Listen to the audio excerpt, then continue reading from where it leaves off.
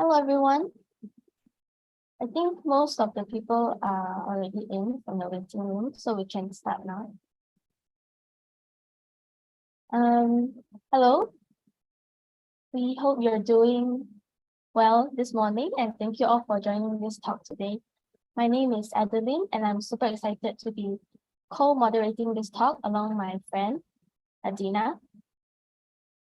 For today's sharing session, we had the privilege of inviting a remarkable speaker. She is a Malaysian type and graphic designer who explores the world of type design with no bound, and her name is Hsin Yin. Her professional journey with typography began during an internship at HRF Space in Seoul back in 2009, where she left a mark by publishing her very first typeface in the elegant Hangul script.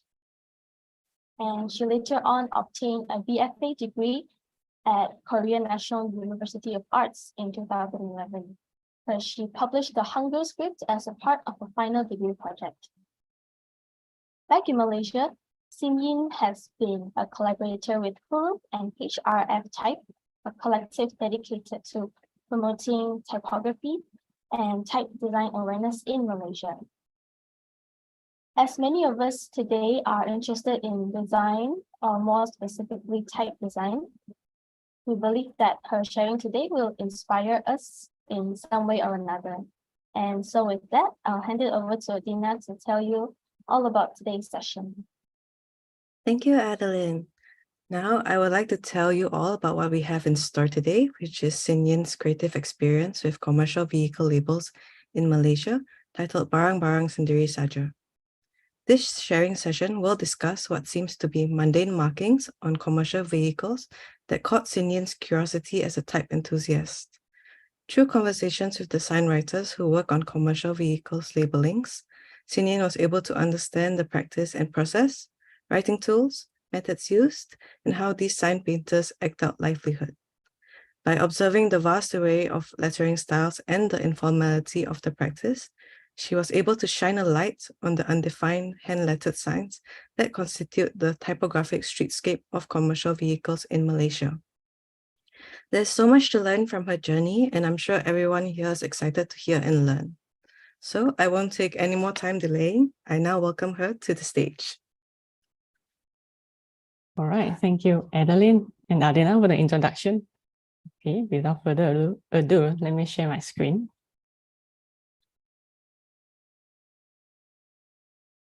Right, I hope the screen is working.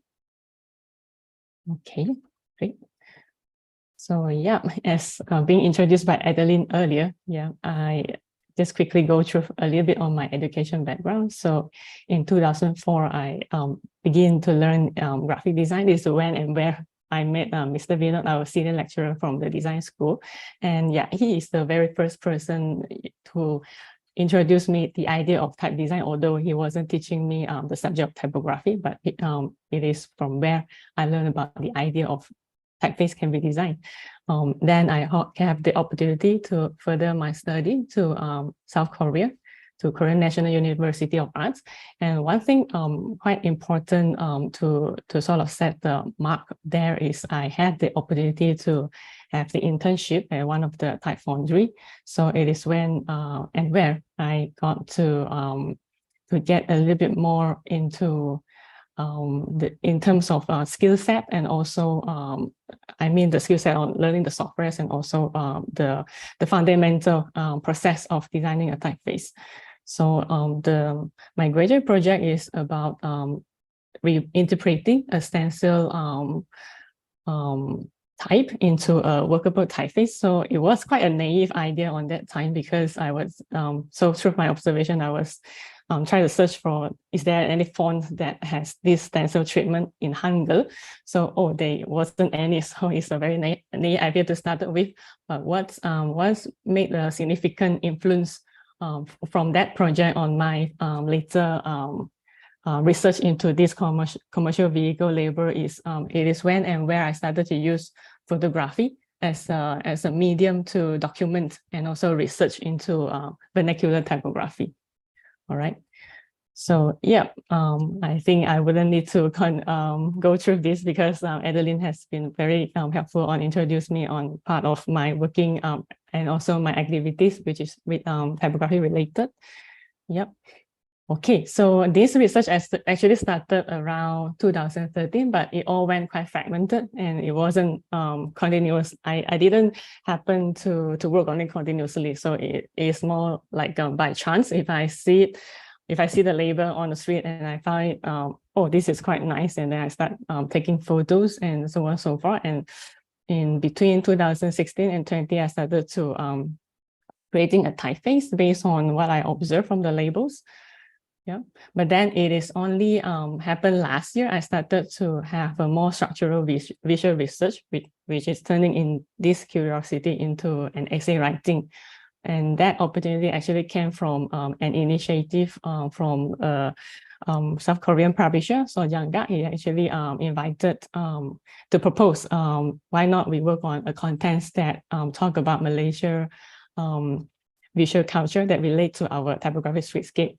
So what I'll be sharing later, the content is very much extracted from the essay that I've been working on, and it was very much supported by the Guru Collective members throughout the research and also in the later stage editing on my writing. There's lots of help coming in from the members, especially Dan Zihao on my writing, and also Mr. Vinod has been helping a lot on the editing as well. And yeah, the project was also funded by Christian Jit Fund. Yep. Okay, now, yeah, let's enter into our topic today. So for today's sharing session, there will be 3 parts. So first we will look into what is the commercial labels actually. So why is there handwritten marking on the truck? And then we will look into the background of the sign writers, who are they and how and where do they work and what tools they are actually using. Then we will look into a little bit more further into the visual analysis, into the stylistic factors, whereby there's various styles emerge from the different tools and methods that come from the sign writers, and also very much affected by their own writing habits and their postures as well. All right.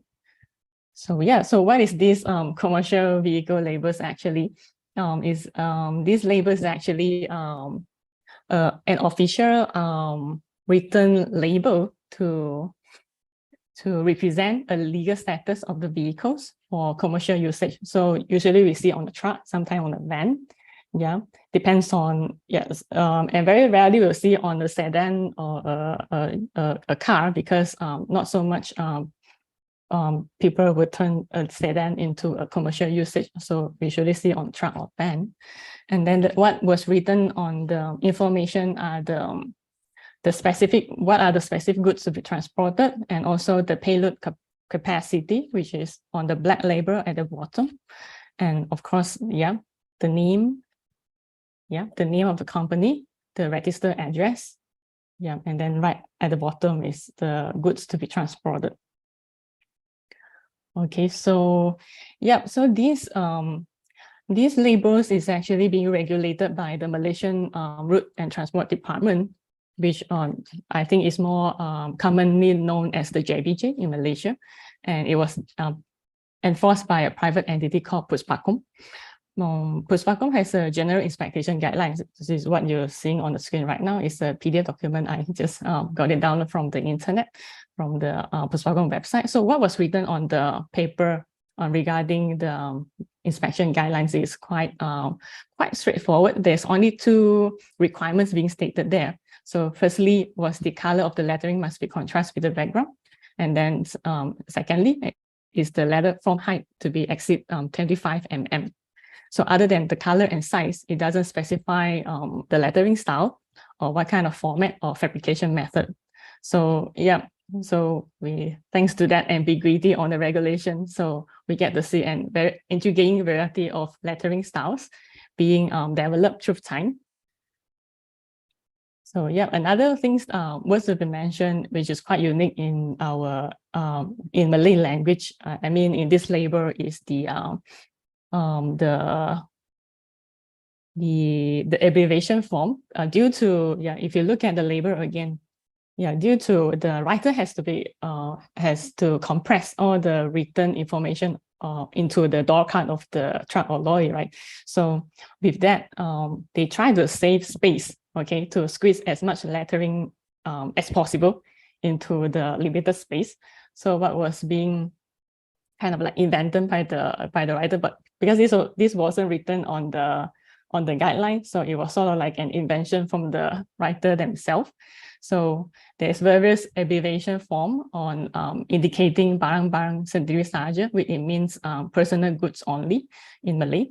So this mandatory information stated outright what was being transported by the vehicle. So the short form also come in a various written way. So sometimes it was using a superscript, sometimes it was using a subscript to suggest the reduplicated form of barang-barang, and then sendiri was being short form into either SRI or STN, and then saja into either SJA or SHA. So there's a lot, there's various way on short forming this sentence.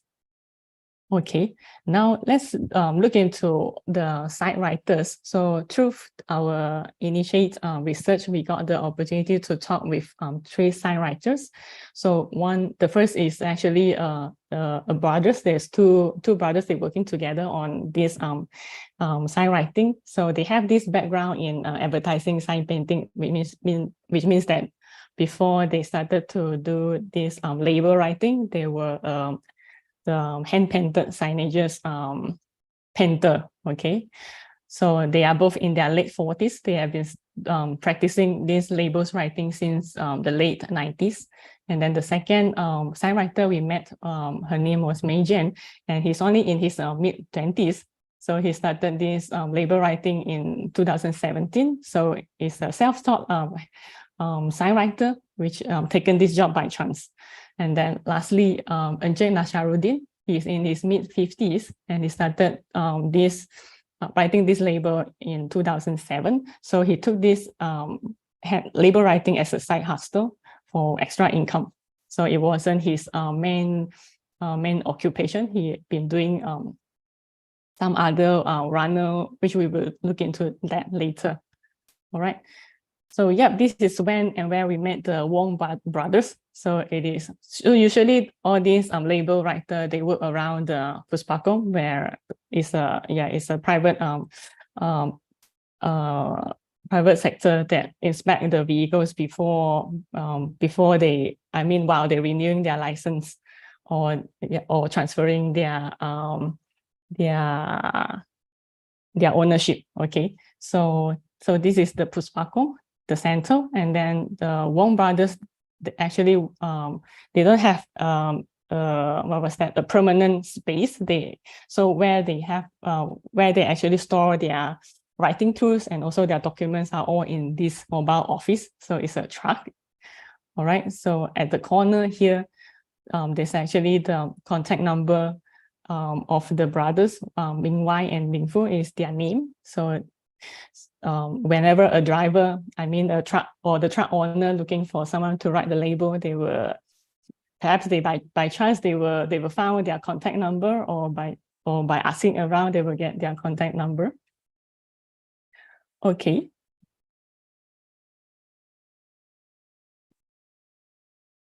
So getting closer into the working space of the Wong brothers, yeah, we will see that since both brothers have that background in advertising, it's quite heavily they use this the root block as an object, the root bearer as an object to sort of set their territory, sort of their office area with the initiate MMW, right?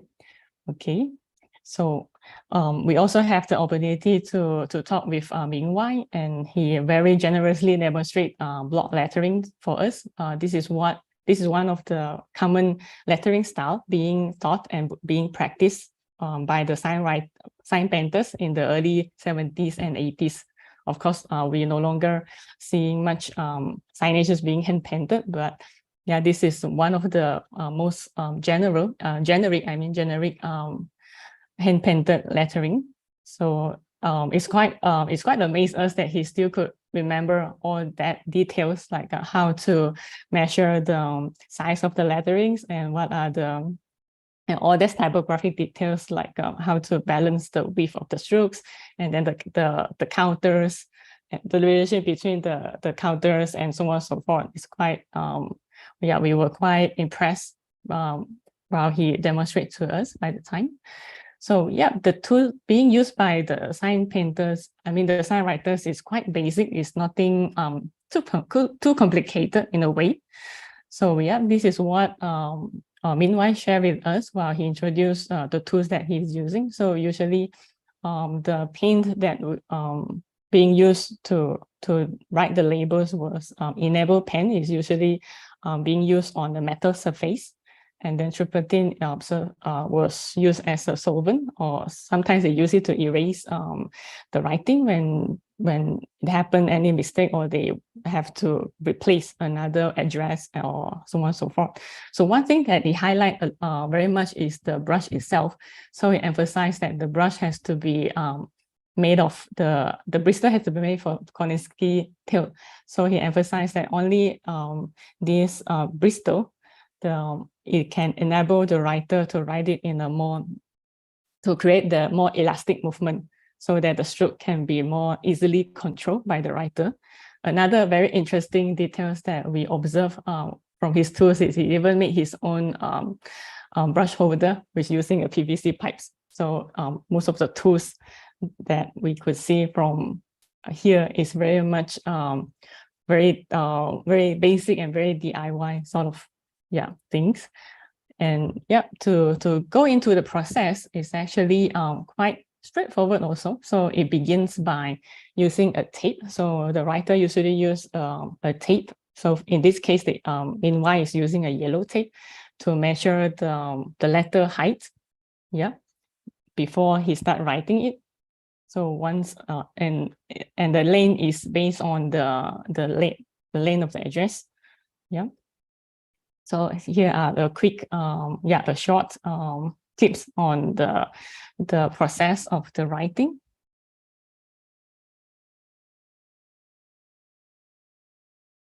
So we can see that all lines are parallel with each other in order to ensure the height of the letters are similar. And then if we look closely, meanwhile, actually using his little fingers, which with the long nail, like a mastic in hand painting. If some of you might familiar with it, a mastic is a stick that the sign painter or sign writer used to balance their wrist and arm. But then in this case, meanwhile actually having his little finger to support it. So the whole process is quite quick actually. So it takes like about 3 to 5 minutes to finish the whole labels writing. So at the end, he will just peel off the yellow tape. So this is where we can see that once the yellow tape was being peeled off, there is the very neat and clean silhouette, the outline on the lettering itself. So it helped the writers to save time on touching up the letters in a way, besides helping on measuring the height and also to set the length of the writing. So it also helps on sort of keeping the overall label writing neatly. All right. So one of the things that it keep into my memory a lot is the last word that he said when I recording this video. So he said that just write it in all bill. It doesn't matter if you make a mistake. All right, just erase it and write it again. So it is both encouraging in a way, being able to talk with this sign writer. And then besides writing a new labels whenever the driver wanted to register the vehicle, they also help restoring the lettering because over time the lettering might faded due to our weather. So Min Fu, which is his elder brother, actually restoring the lettering here. Okay, now go into the second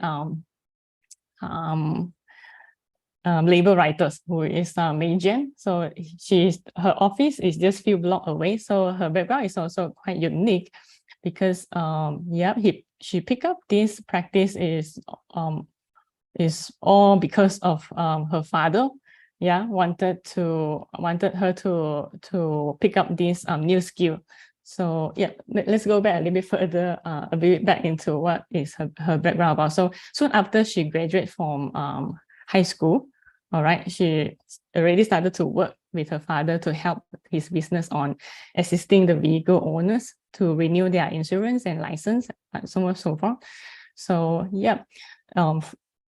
through the conversation with her, we learned that it only took her like about a few months.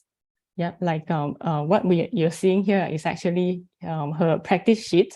So she practiced the writing. She just keep continuously repeating the movement of writing the address on this curated corrugated board. So outside of his office is all this practice sheets. So this is how she picked up the writing by her own continuously exercises. All right, and through our observation, we can also see that the process of writing is very much similar to Minwai and Minfu. Yellow tape to measure the letter height, and then once the writing is finished and peeled off, so it's very much similar. Okay, so so what is interesting from these young ladies in his mid-20s is she just started it because her father wanted she to become a sign writer. All right. Okay, so in order to learn more about because through the photo documentation, we can see that there is actually few different kind of ink, or it looks like a different kind of pen. So with that curiosity, we go to another Puspakom, which is located at Wangsa Maju. This is where we met Nasharuddin. So his main task, his main occupation is, we can say that it's an informal occupation because he worked as a runner. So a runner means that it's an informal job that help the vehicle owner to renew to sort of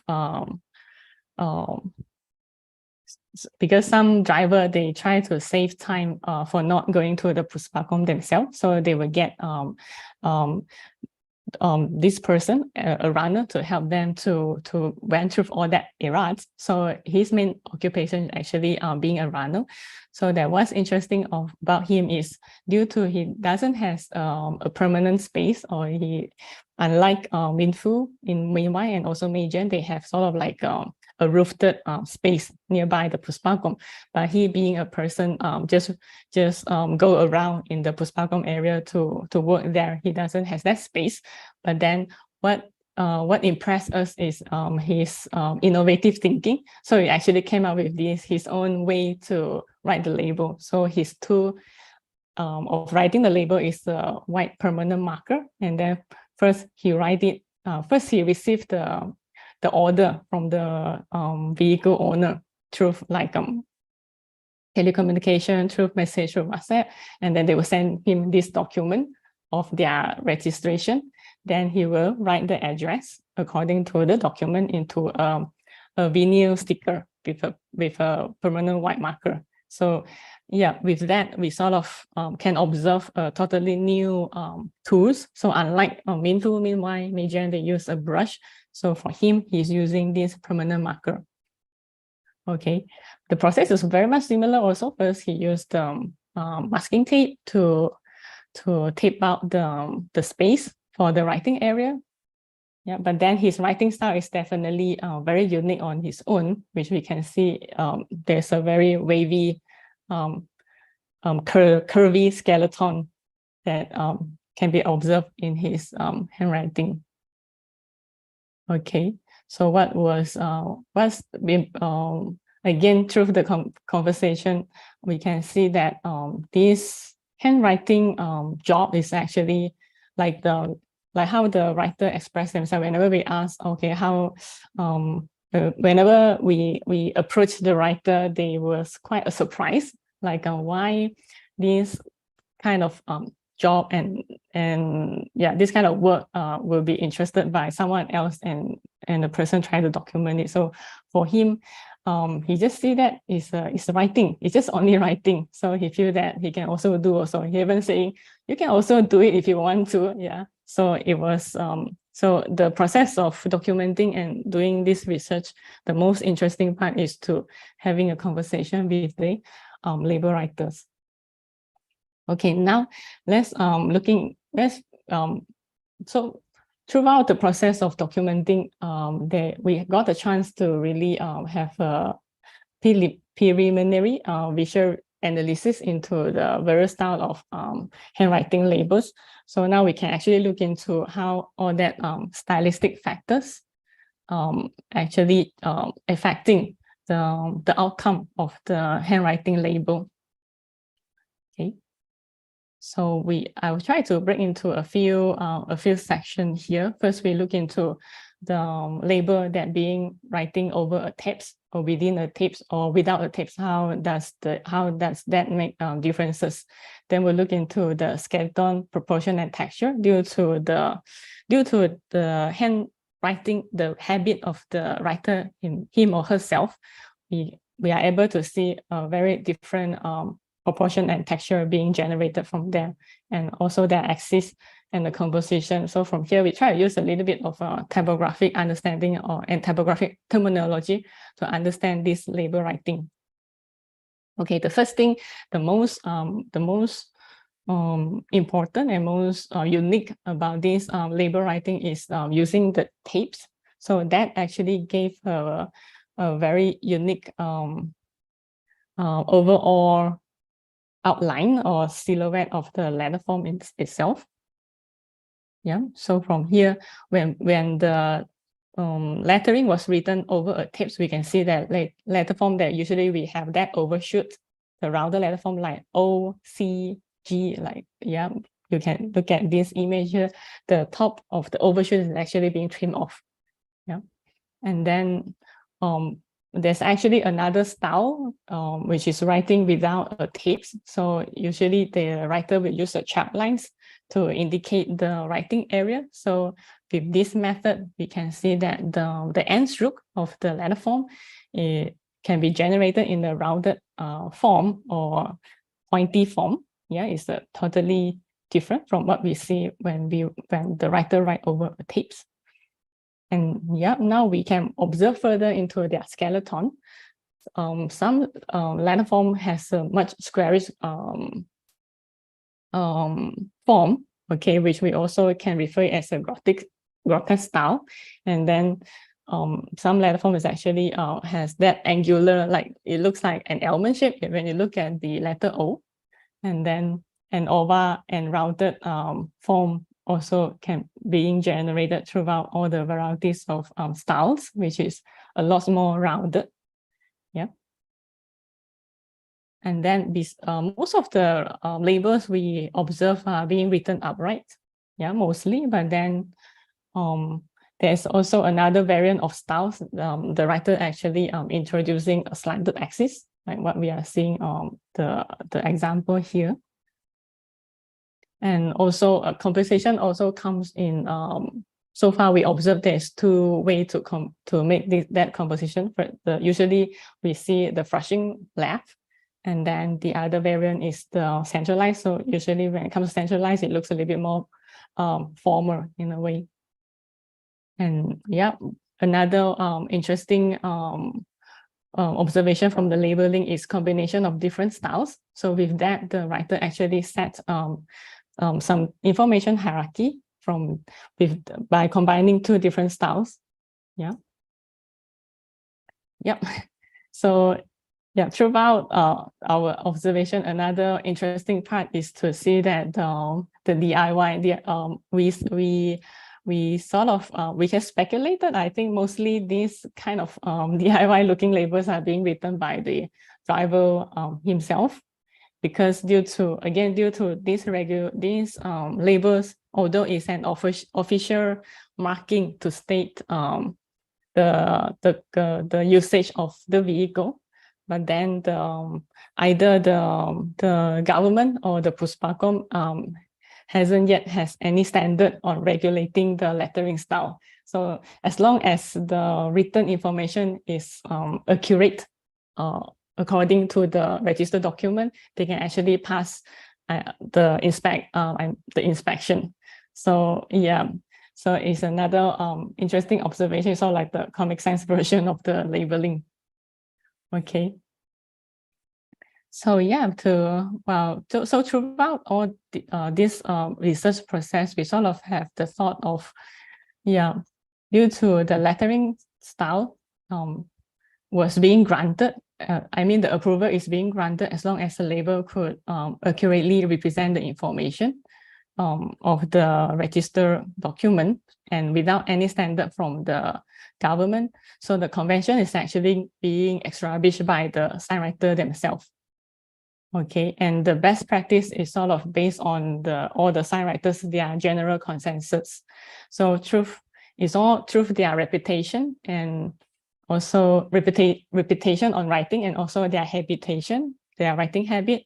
So this is where they generate a very unique lettering standard and develop through time. So, although our observation is sort of there's some standard being set among the writers, but it's never homogeneous. It means that each writer, they sort of hold their own style when they write the labels.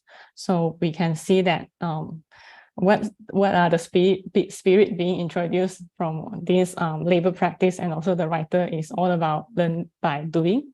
So yeah, I just write only lah. So when this is what interesting, yeah, when we talk with the signwriter. Okay, so and also in the recent years, another thing that we wanted to look into is there might be most probably, yeah, this handwritten practice will be soon face the obsolescence because of this digital printing making available, which comes in a much economic economic both in the price, in the cost, and also in the time. It can be easily produced. So we will try to look into besides documenting all this handwritten style, what are the other possibility we can actually sort of trying to preserve this practice, perhaps by reinterpreting it into a typeface. It could be one way, or we can repropose this handwriting beyond just the concept of seeing it as a labor work. Maybe by turning it into a more cultural context, what can it be? So there's still a lot of room to be imagined in the future. So we hope that this is just the very beginning, a very initiate research and document, which later can be inspire more continuous research into our own typographic visual culture in Malaysia. So it was only through this practice of research and writing an essay out of this topic, I myself take the fulfillment to sort of claim an authorship of stories that belong to our visual culture. So there's a typo here. So I hope that this inspire the participants today. So start looking around with your curiosity and look for what are the stories that we can tell that belong to our visual culture. All right, so that's all with what I will wish to share today. I hope that you guys find enjoying. Thank you so much, Hsin Yin, for your very insightful sharing session. It has been very eye-opening to learn how this process of hand letterings of the many different individuals. There were very new techniques taught to everyone today, especially using tape to make the type more organized and have their distinct flat tops. It is a very nerve-wracking process to view, especially for us who are more used to digital type.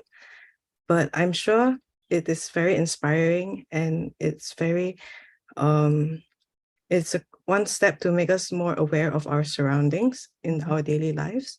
And it has been very eye-opening and very helpful for us to grow as designers. Thank you, Adina. So now we will start with our questions. So I'll let Adeline start this.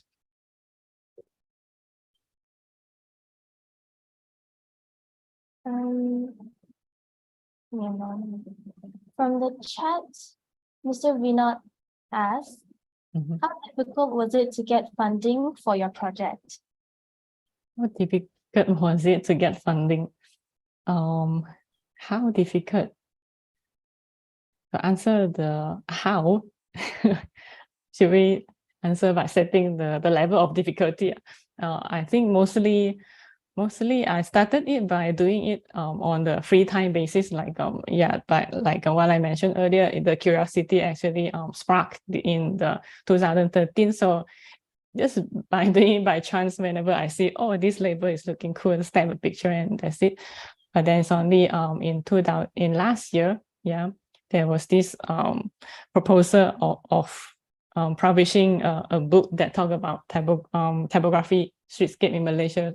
Then we thought about, we should turn all these contents into the written form. Then we got into this opportunity to apply it in the Christian Youth Fund. So far that's the only platform we got the funding from so far. Of course, that funding not only go into this particular research on this commercial vehicle label, is actually supporting another 4 more essays, which is written by the rest of the HRF collective members.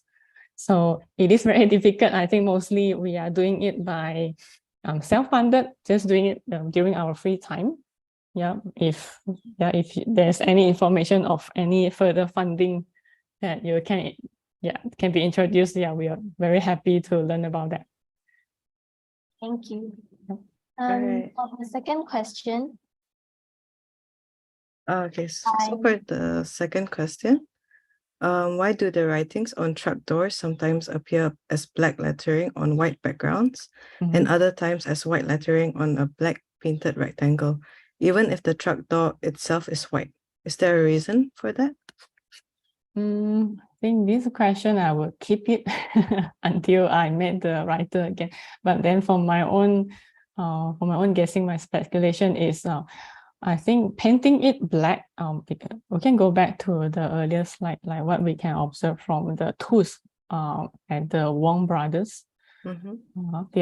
So far they have the spray can only in black and white colors.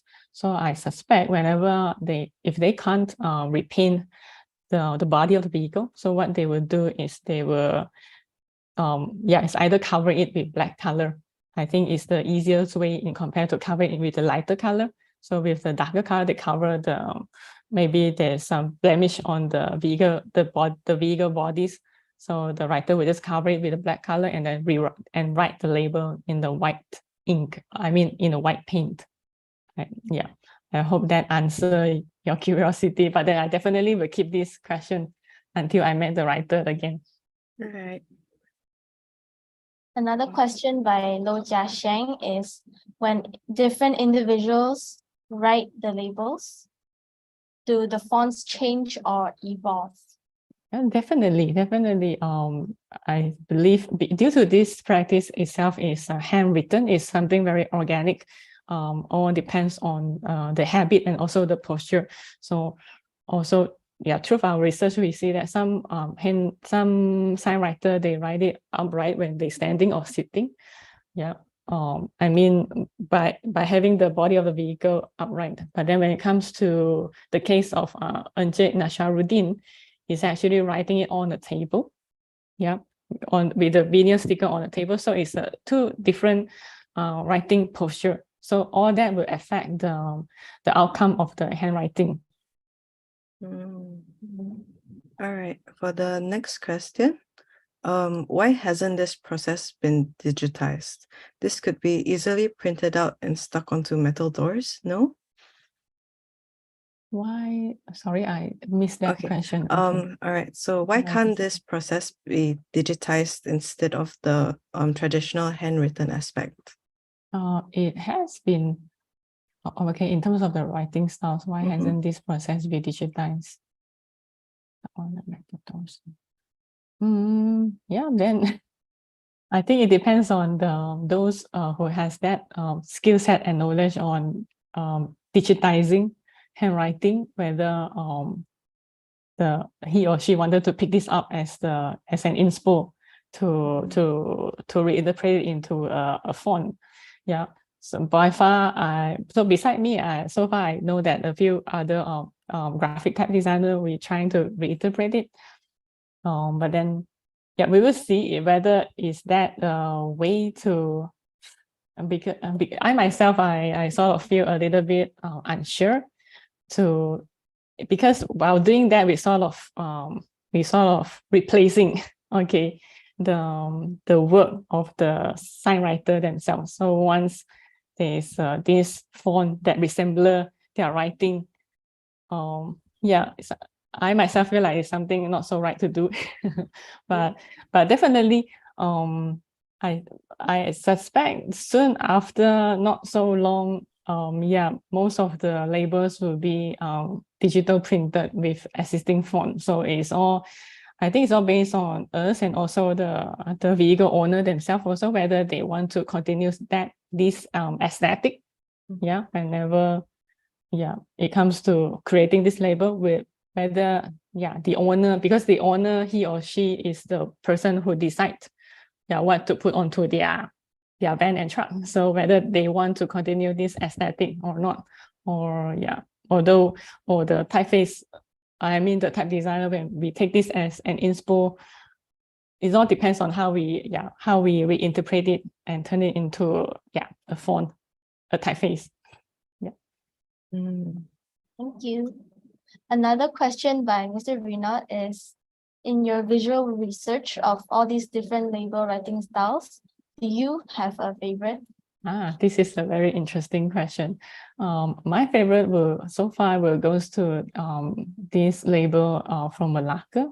I actually got the chance to get the contact number from of this sign writer, but I haven't make time for myself to approach him, because he's again doing research with, I mean, documenting, having that research and documenting session can be sometimes challenging, because sometimes the sign writer, they might not want to meet you, okay, sometimes they do not work in a particular day. So to answer the question, yes, I have a favorite handwritten style, which it just happened to appear in this page, is this cursive writing from this guy from Malacca. Why I know it from Malacca? Because it's through my documentation. Most of the labels that I took with this particular handwriting style are all registered under Malacca address. Okay. All right. Okay. So for the next question, will this traditional writing style ever go out of business or decrease in use, especially with the rise of technology and how many traditional jobs are being replaced by it? Yes. As what we observe now, if you happen to walk around on the street, you will notice that many of the truck and vans started to use this digital printed vinyl label instead of a handwritten one. Of course, it will soon being replaced. But then what interesting is, whenever we talk with all these sign writer, we ask that do they feel challenging, or do they feel their livelihood will be sort of face some difficulties due to this introduction of digital print? Their answer is very carefree in a way, and also very positive. They just say that well, we just have different way of finding finding our own, to get our own income. So the person who print the digital label also try to find a way to survive. So they do not actually feel any yes, through that conversation, I don't really feel that they are feeling stressful, right? But they will just find another way to continue their livelihood. If in the case that no one will going to make requests or demand on a handwriting label, they will just move on with their life. How does people? Okay. The next question is also by Mr. Vinod. What is the purpose of doing this research for you, and what do you intend to do with the received knowledge? I think the purpose of doing this is I think at first so when I returned from my study in 2012, it's just a lot of questions going on asking what is Malaysian typography actually, because unlike country that have their own scripts, because yeah, again, in Malaysia we are multi-script and multicultural. Due to that, we are multi-scripts. But then, what are the typography in terms of aesthetic and also in terms of practice? What typography actually belong to us? So it was all due to that curiosity that was how this research started. And to be honest, I'm still not sure how will this research lead me into which way. Either at the end, maybe I will manage to produce a typeface which is based on the aesthetic of these handwritten labels. It will be one of the way. And also, to go back to the earlier question, like this label will soon this practice will soon be replaced from the digital print. So I also hope that with this documentation and research, maybe it will be in some way somehow would help the appreciation of our own the appreciation of this particular job. So with that awareness, maybe when it comes to the driver, the owner of the vehicle, when they want to make the decision either going for this digital print or handwritten one, due to that awareness, they will choose to go for that handwritten one. It's a positive hoping, but we are not sure whether will that happen or not. Yes. Okay. So another question, also by Mr. Vinod. If the trend by the owners of these vehicles is towards the digital outputs, have you asked them who practice this job if they have a plan B? I think I mentioned briefly earlier. So through our conversation, of course, we asked that, do they feel threatened, due to that digital print? Oh no, am I going to lose my job? But then they do not react that way. They just very carefree. The guy who do the digital print, they also trying to survive in the market. So they will just find something else to do. And also something I missed out to mention earlier on. Most of the writer I met, they actually do this label writing as sort of like a sidekick. It's for an extra income. For this case, Miss Eked Nasharuddin actually doing his main job is to actually the runners who help the vehicle owners on their document preparation at Puspakum. And then again, Majan also similar to Eked Nasharuddin, and the Wong brothers, beside writing the label, the space that they are using here in this Puspakum area, they actually also help the vehicle owners to fix their some simple wiring or a very simple repairing of their vehicles aside writing the labels. So they sort of have that they sort of already have that plan B. I would say. All right. The next question is why, this is a long one, by Ed Hammond. Why is the letter with this Why is the letter width way shorter in proportion to its height? Also, the letter spacing is narrow. Is it because of the nature of Latin Malay, like having a lot of characters in one word? Is it to save space, or is it just a style? Yeah, Hamam, I think your question itself already answered it. Yeah, it is due to the language, like what we observe just now, the mandatory term here, barang sendiri sahaja. So I think it's the nature of the language when it comes to translation. In Malay language, it tends to be a lot more longer. So it is, and also all the labels have to be written with this width of the door card. All right. So with that in mind, the writer need to sort of squeeze he or her writing into a much narrower body width in order to squeeze everything into this particular space. Or else, imagine if the writer write in a regular width, it will go all around the vehicle body. All right, so there are a lot of questions left, so we'll just pick some.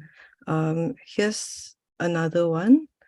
What are the special features / characteristics that you have noticed across all of these apart from contrast, proportion, slanted axis?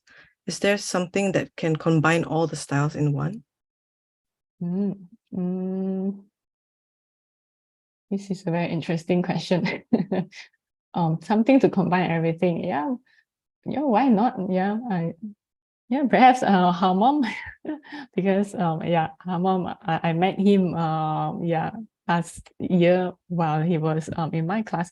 Due to you have that calligraphy knowledge yourself, maybe you can give it a try, by combining all these different styles and reinterpret it into a totally unique styles. It's a very interesting thought that you have here. By far, that's what I mentioned just now is by far what I could observe. I believe there's lots more details going on. If we continue look into this practice, there's lots more details we can actually observe. This is just a very preliminary visual analysis. If the much of the time we spend on it, the lots more we can actually see from it. Okay. Thank you, Miss. One last question you want to ask is, let's see. Or Miss, if you would like to answer any interesting question that you see, you can also pick and choose. Okay, I just saw a short one from Ejin Xia. All right. Hello, Ejin. Good to see you here. So she was asking, will you learn this craft and become a sign writer yourself? It's a very interesting question. I actually brought the brush, the brush that mentioned by Minwai, one of the writer I met. I'm not sure whether I would want to invest my time into this, but of course it's something that already put it somewhere in my head. Maybe someday, when I have that time, maybe I will invest some time on learning this craft. Definitely, one way is to preserve this practice is to continue doing it. So either we do a research to inspire that, or we ourselves continue doing it. Okay.